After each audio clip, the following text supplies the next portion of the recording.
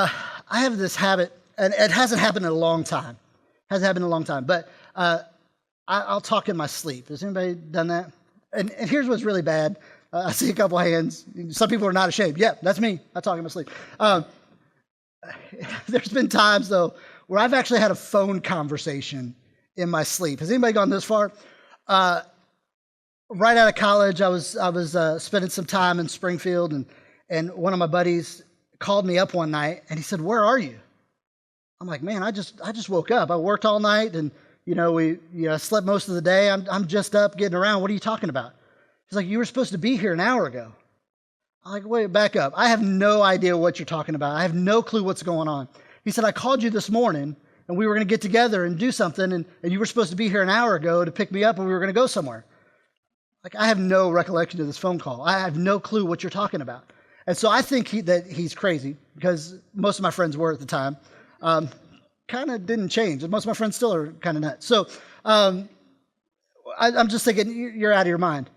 Well, I'm going around getting ready for the day. I'm gonna meet up with him a little later, and my answer machine's blinking.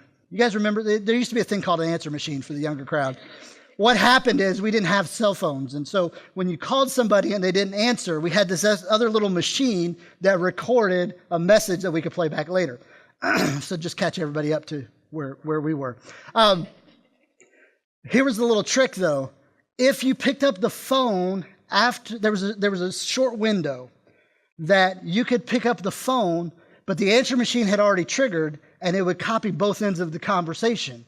It was this little short window. The phone was about ready to cut over to the answering machine, but I answered it right at that moment. And so my entire conversation with my friend is recorded on this tape. I don't remember any of it. I'm asleep. I am dead to the world, and this whole conversation's sitting there. I'm like, "You've got to be kidding me.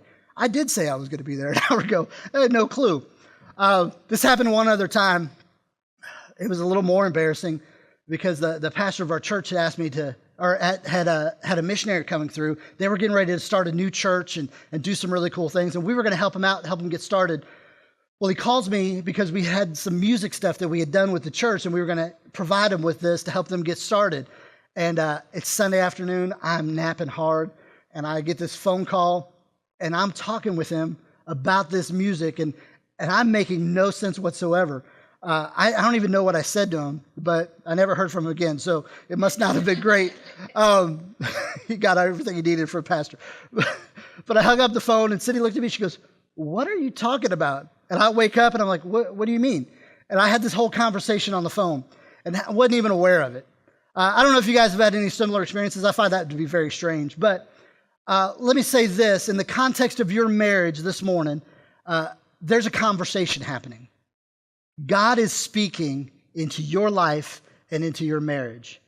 But so many times, we don't even know what's going on. We are so disconnected that we don't hear the voice of God in our relationships and in our marriages. God is having the conversation. He's being faithful. He's talking into our lives, and He's speaking to us.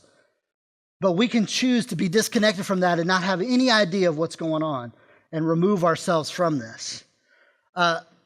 What I encourage you this morning is to not let this be a one-sided conversation. God's going to speak into your life because He loves you, and He wants to communicate with you, and He wants to pour His wisdom and His power into your marriage, but He's going to do that if we are willing to listen and respond. We have to understand that God is continually reaching out to us, that God is continually pouring His heart and His love into us. We can't let it be a one-sided conversation. We need to engage in God's conversation with us. We need to be a part of that, to lean into what He wants to do in the context of your marriage.